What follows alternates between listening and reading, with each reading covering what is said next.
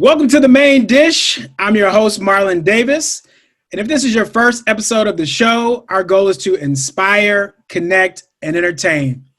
But before we get started, go ahead and click on that subscribe button in the bottom right-hand corner of your screen right there. Thank you.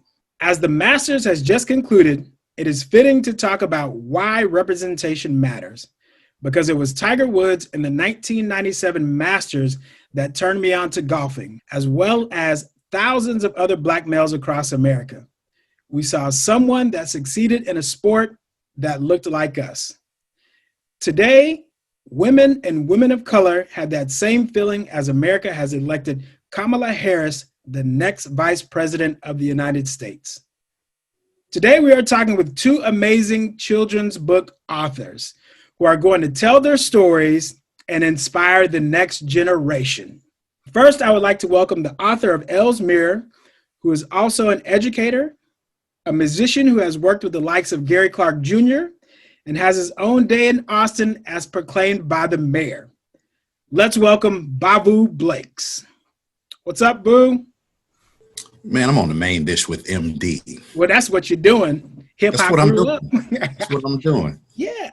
Next, I'd like to welcome three-time author, and with his most recent book being Sydney and Ziggy, which was the #1 new release in children's books by Amazon, let's welcome L.C. Walters. MD, what's good? I'm here, ready on the main dish. I'm hungry, ready to get all up in this main dish. Well, good. We be ready to feed you, brother. And the L.C., I think I told you, I was like, L.C., he didn't got all fancy, got him a little book, and then want to go out and do something because it was always Chris back in college, back in Gregory Gym or the Rec. It was always Chris. So now Jamaican Layton. Hey, I figure I have to get an author name like J.K. Rowling. She sold millions of books when she had the J.K. So I figure I'll do the L.C. and I'll have similar sales. So that's the thinking behind the L.C. There we go. We're gonna get you to 1 million sales, brother. That's the goal. That's the goal. But gentlemen, before we get started, let's get into a game of WTD. What the dish?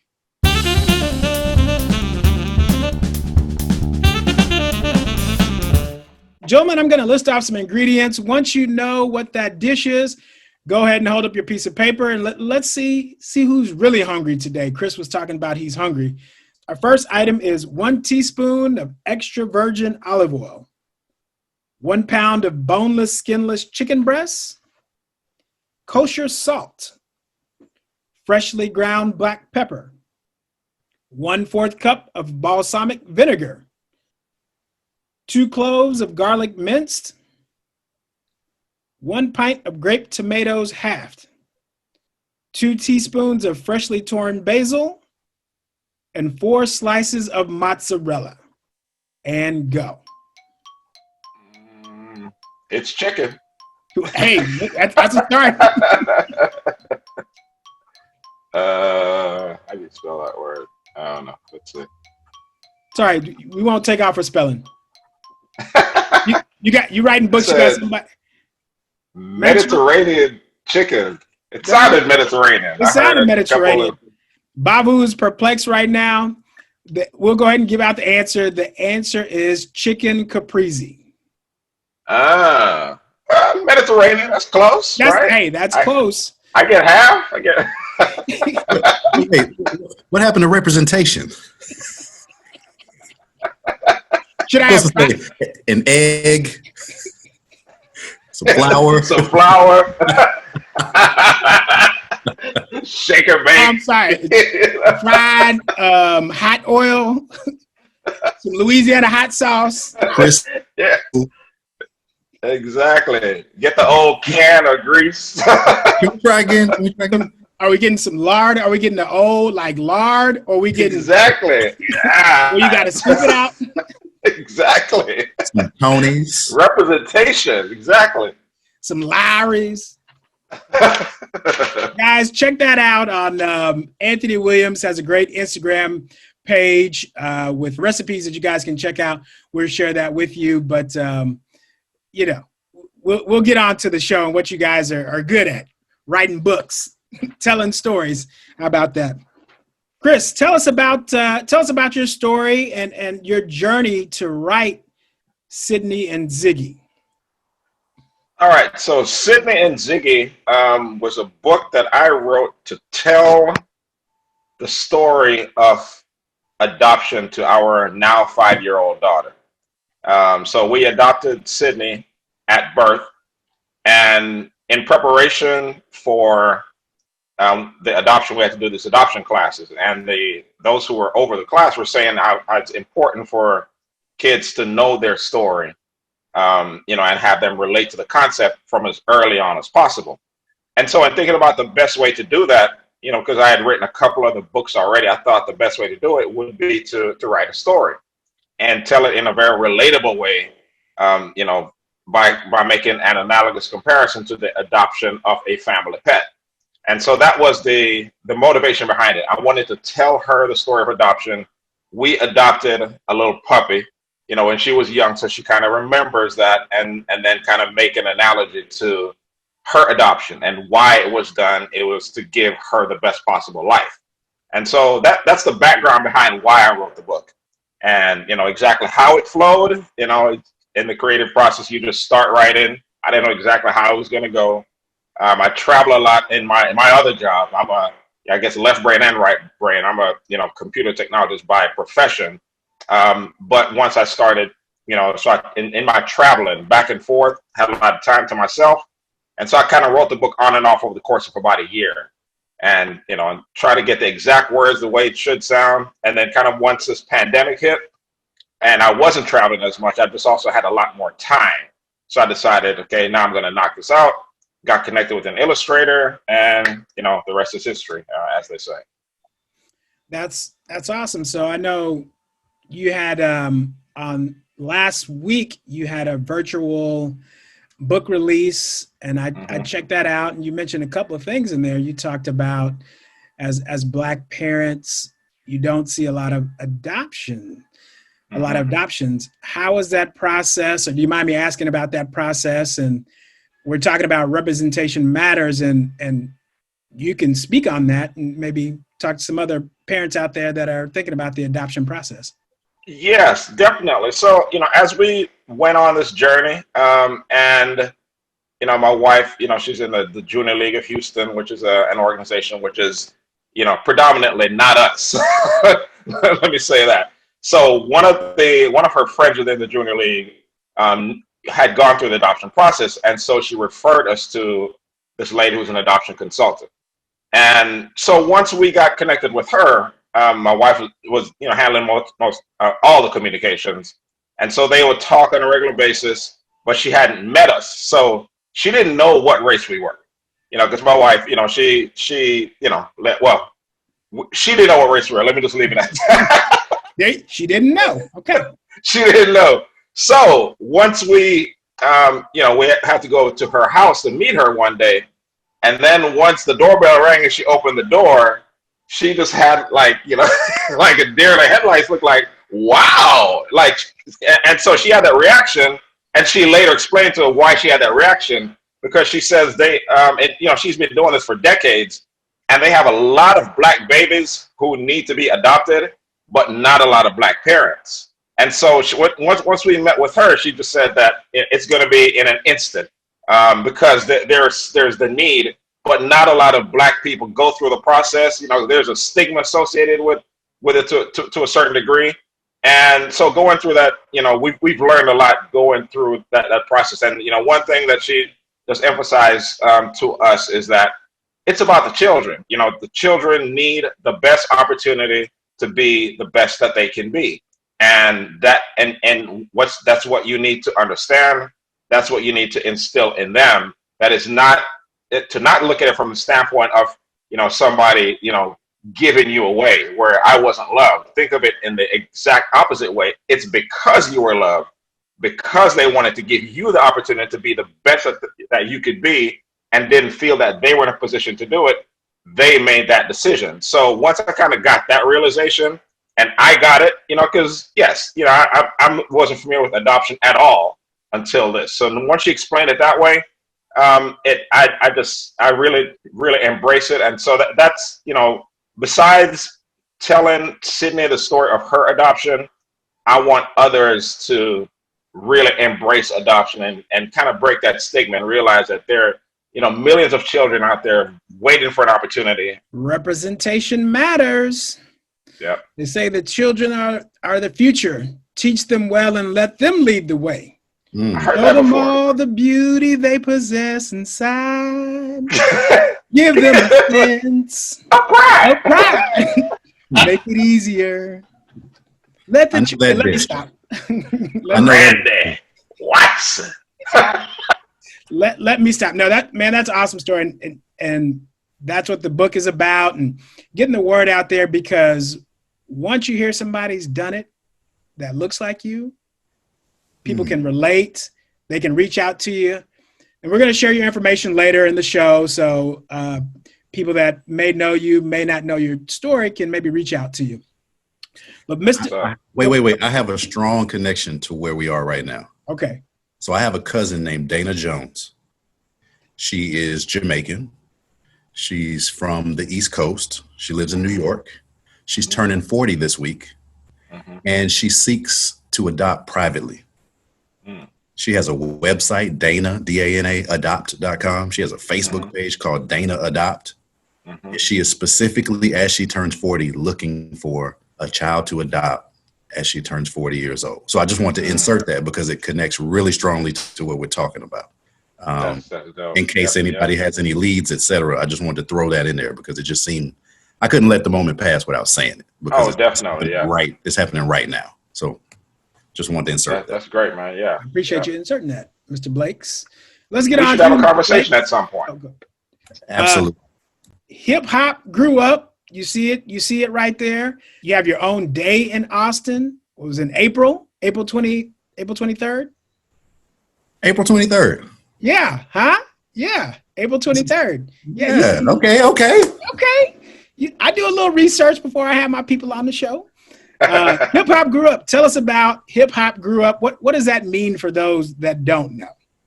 So there's a generation of people, and the core of those people are Black people born between 1965 and 1984. That is the hip hop generation. Never before did you have what you have now, where all the decision makers, all the leaders in all of the industries understand the power of hip hop culture.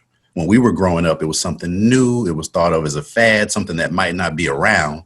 Now it's dominant and highly influential worldwide. And now for the first time, you have hip hop pastors and hip hop mayors and hip hop principals, because now our generation are the decision makers. And it's not just Black folks and Puerto Ricans and brown folks who comprise this hip hop generation, because you have to also include the people who associate with that and identify with that culture as well. You know, it's a dominant cultural force that to us, it was just kind of a way of life. And coming up when we were hearing Chubb Rock, you know, and the songs that we were dancing to and stepping to and living our dreams to as college students and high school students, now that's just a normal thing.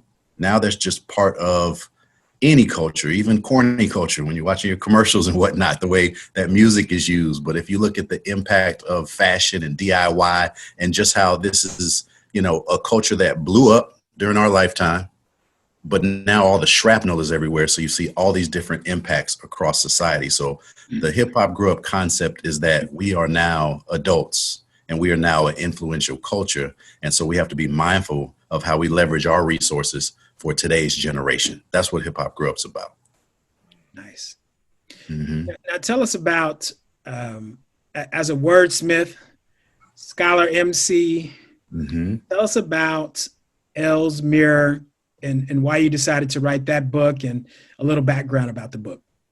Okay. Well, I think there's two things that both of you have referred to, because with Walters, right, it grew out of a real situation in my household, in my family, right? It started with my son's experiences as a kindergartner, you know, him coming home and saying, what's white?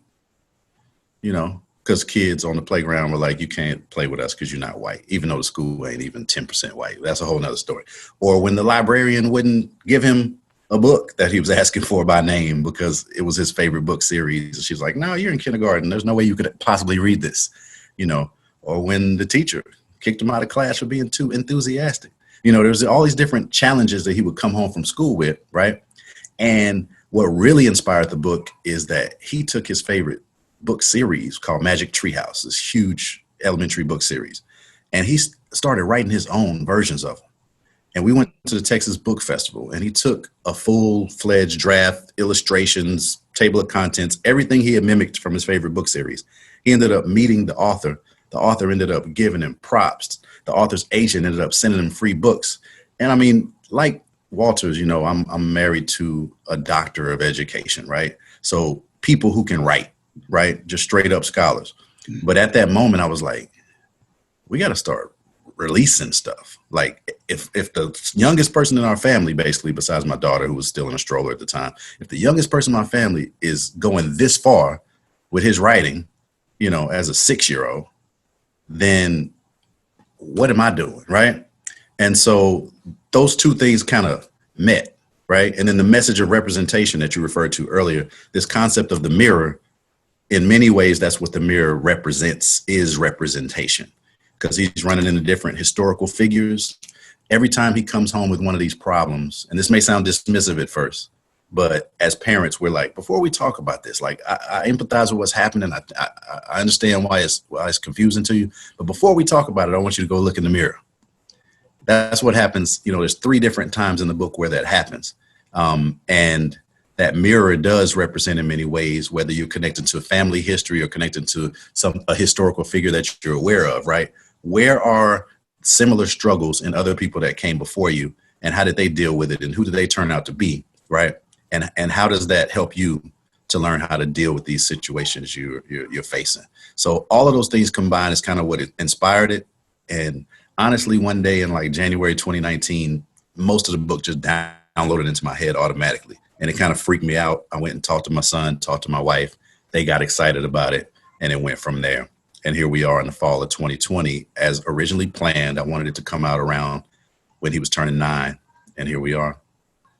Man, that's I can't wait to get my copy. I've already pre-ordered a couple of copies that we're gonna take one for myself. I have two young kids myself, a daughter who just turned 3 and a son who's There's your copy. 2 months old. Oh, there it is, Elle's mirror. That was your copy.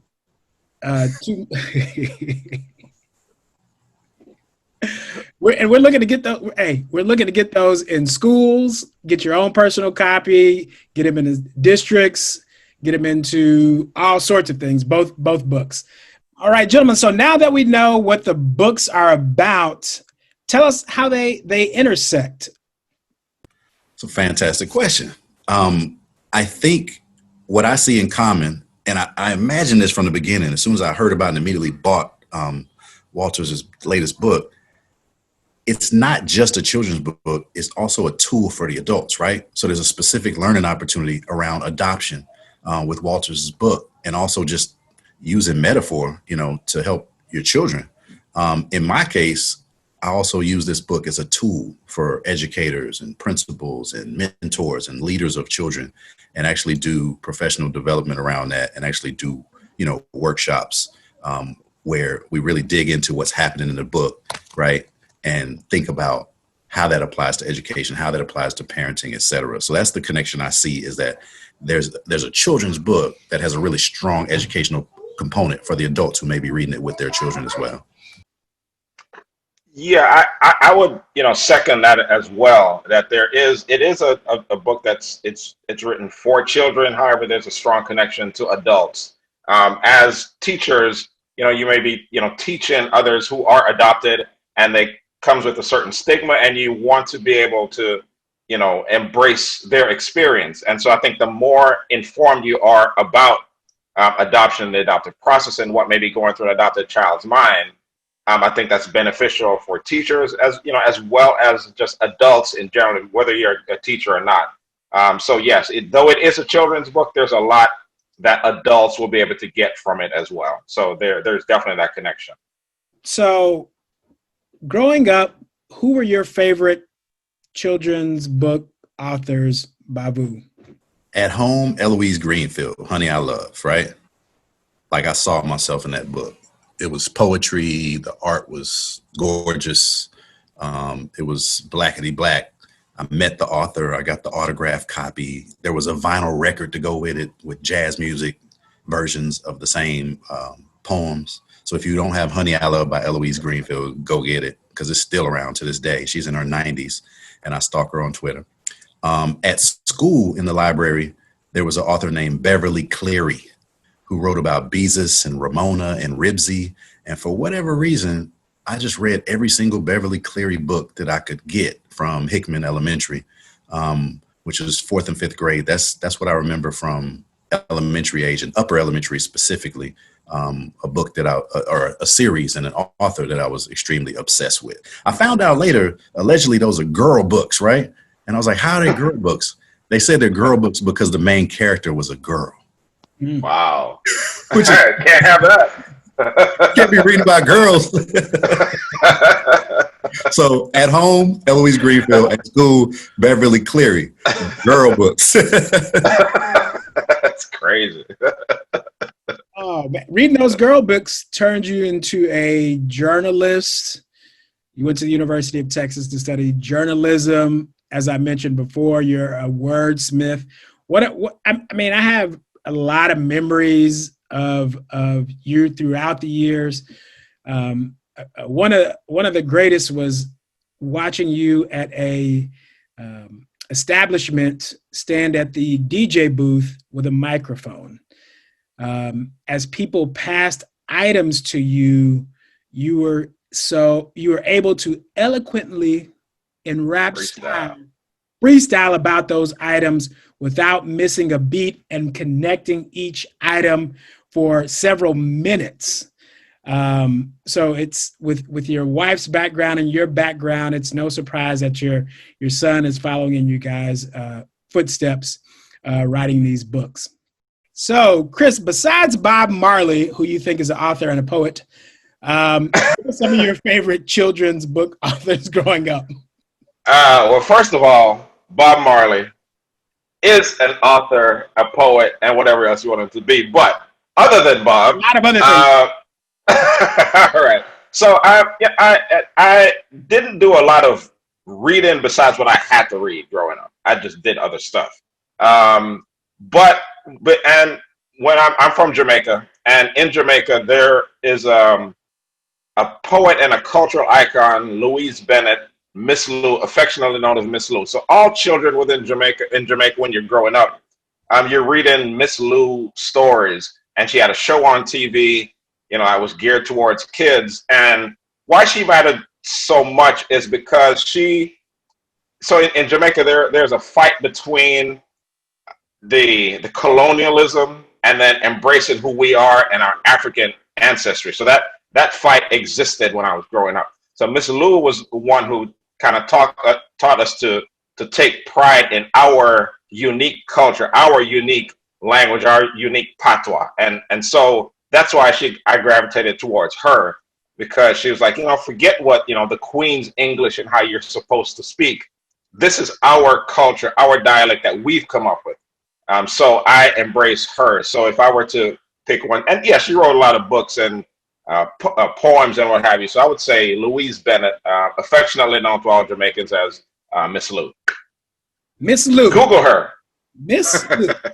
Sweet Lou, Miss Lou. Yeah. So, Chris, I mentioned earlier, 3-time author. So you have a couple of other books that you have written. Tell us about those books. Yeah, so the first book I wrote was called The Underdog with the Underbite. And that book was also, again, based on a true story. And it was based on a puppy that we had. She was, very sick at birth and almost died. And my wife had to step in and do a lot of things. And so she went through a lot of challenges in her life. And she had this little underbite. And so in overcoming a lot of obstacles in her life, I wanted to use her story to speak to kids about, you may have challenges, you may be handicapped, you may, have a stutter or what have you, but you can overcome anything. So it's the underdog who overcame. That's kind of the premise behind it. So that's the first book I wrote. The second book was I would consider a political satire book.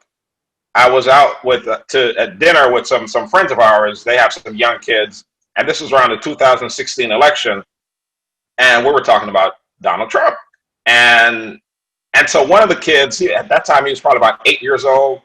He said, "You know what? When I see him, I just think of like a dragon." And I was like, "Wow, that's interesting." so like, tell me more about those thoughts. And then I said, "You know what? I'm going to write a political satire book called Trump the Red-Faced Dragon." And and so I wrote that book. However, I wrote that book assuming a certain outcome. I assumed Hillary was going to win. So it was written from the standpoint of, you have this dragon slayer. Her name wasn't Hillary, but it was basically talking about the dragon being humbled and being brought down by this dragon slayer. So once, Trump won, then the book didn't make sense anymore. So I didn't even promote it. But what I got the most out of that is just exploring my creative side. Like I said, my profession is logical technology and what have you. So I find outlets to do these other creative pursuits. So I got that out of it, even though the book didn't make sense once Trump won, but hey, I had fun doing it. Hey, it's a re-release coming. Exactly. Re-release. That's why I brought it up. Re-release right now. It makes sense. And I don't know if you have the Dragon Slayer as a female, but because we're in an age where people can identify as a female or a male, so it doesn't matter. That's exactly what's going to happen. The story that matters. I'm going to have to rewrite a few things, and now that Dragon Slayer will be a black queen named probably Kamala, as an example. Who knows? We'll see. Bam. That's how we do it. That's how we do it. Bavu, I would be remiss if I didn't mention the fact that you have multiple albums out, mixtapes, done over 200 songs, performed at ACL, South by Southwest, and then you kind of started your education path, and as you just said, kind of melded those two things together. So you really been digging, because I don't even show that stuff anymore. How long have I known you? Like, Google me. True story. How long have I known you, man? Come on. Like I said, I used to, back in the day, the website, he's performed with Snoop Dogg and the Roots and Luda. I don't even talk about that anymore, man. No, you don't. And so like I said earlier, I've known you since you and Mike used to be singing Three's Company, humming that while playing dominoes. Dominoes. I'm just saying. I'm just putting it out there. True story. Yes. So yeah. All of that music was just super important to me, man. I always wanted to be one of those people on those vinyl records I used to buy. And as niche as it is, probably the proudest part of my musical experience is being on 20 vinyl records, one of which just came out. I really like being on the wax, man. That's special to me. Yeah. That was my original motivation. I don't think it was really being a major artist or a global takeover. I think it was just the experience and being certified dope in the ways that it mattered to me as a young person. It was a childhood dream. So it was cool to achieve it. And I still get to make some music every now and then. But again, this hip hop grew up thing, man, like, how does that benefit the next generation? Mess around and drop the book. So. Yeah.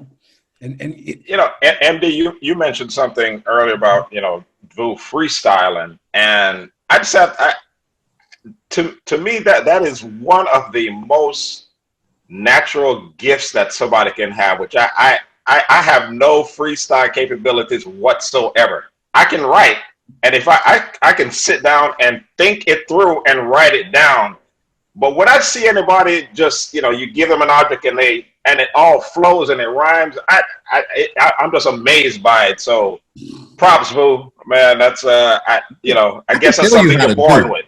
I could tell you how to do it. Please, I want to learn how to. I'm not too old to freestyle. I can give you the detailed version or the short version. You want the fancy version or the quick version? Well, give us. Hey, that's up to MD. It ain't my show. Okay, I'll do them both fast. All right. Which one you want first, Marlon? I'm gonna say them both really fast, but you want the fancy version or the quick version? Give me the fancy version. Okay, the fancy version is, you remember the beginning of Star Wars when the words are coming down like that? So you got to be able to, you know how you can see the last couple of lines and the current line? So you have to train yourself to be able to see words sliding that way in your mind. And then the other part of it at the same time is, remember Space Invaders? They're always trying to shoot you from, and you got to hide under the barriers.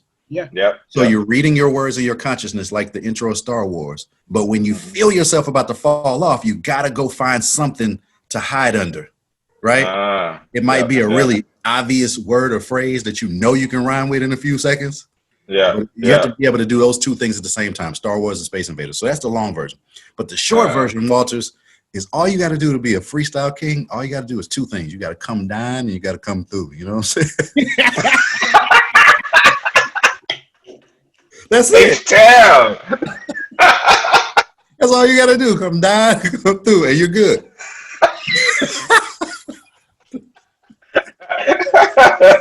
H-Town. Two things. Come down and come through. And you're good. I think I'm going to stick with Space Invaders. Okay. Star Wars. I like that, though. Yeah, all right.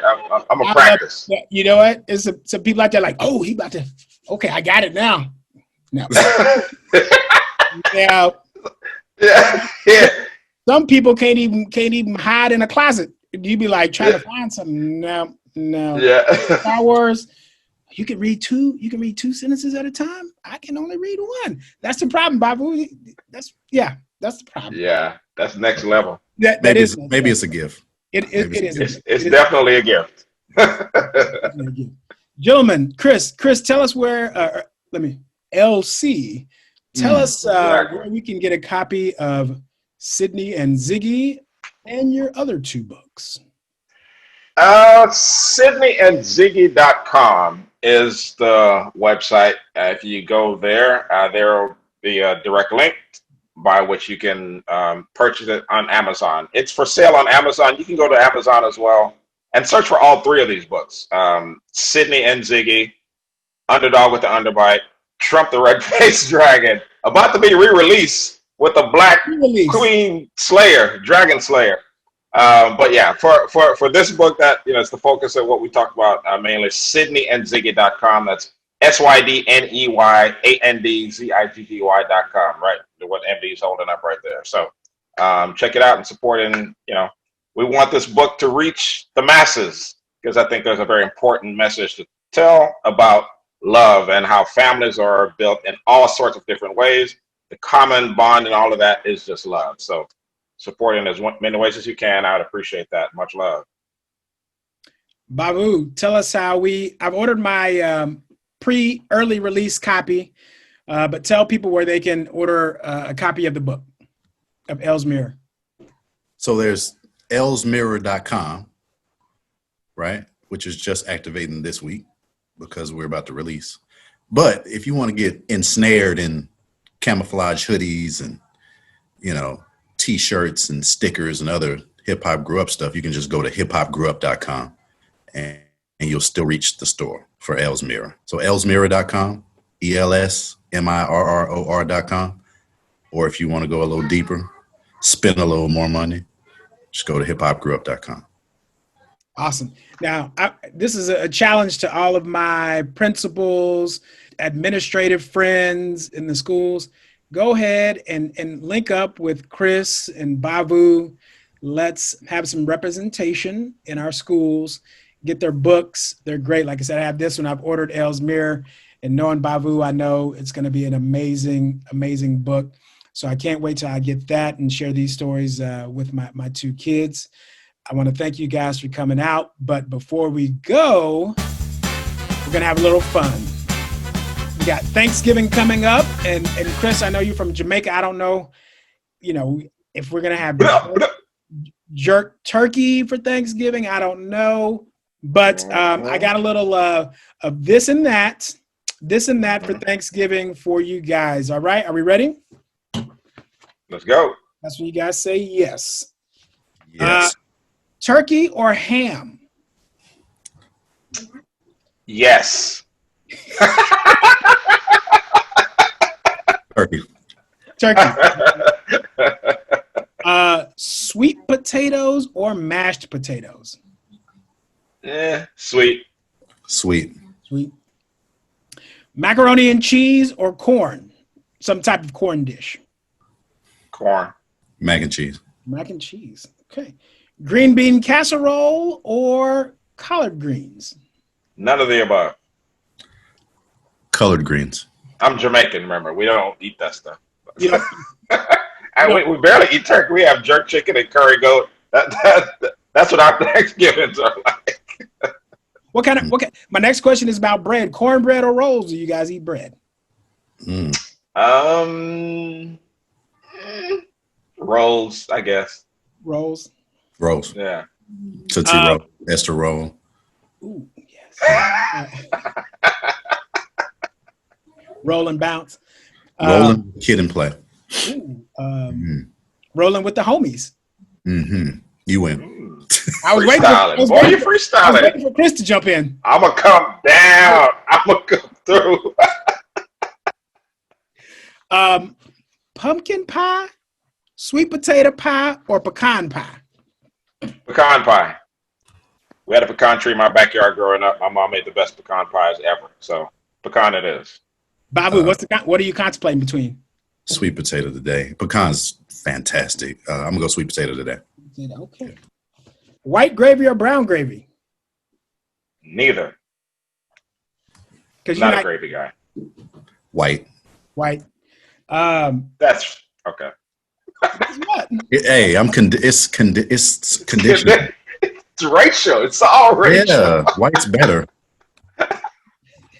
Representation matters. Exactly. See yourself in the mirror, L's mirror. Cranberry sauce or no cranberry sauce?